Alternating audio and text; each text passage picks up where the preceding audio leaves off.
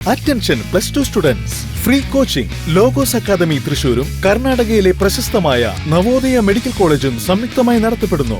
Free coaching March 30 മുതൽ April 30 വരെ രാവിലെ 9:30 മുതൽ 4:30 വരെ. കഴിഞ്ഞ 3 വർഷങ്ങളിൽ ഫ്രീ എൻട്രൻസ് ക്രാഷ് ബാച്ച് പരിശീലനം കൊടുത്ത ഇന്ത്യയിലെ ഏക സ്ഥാപനം ലോഗോസ് അക്കാദമി.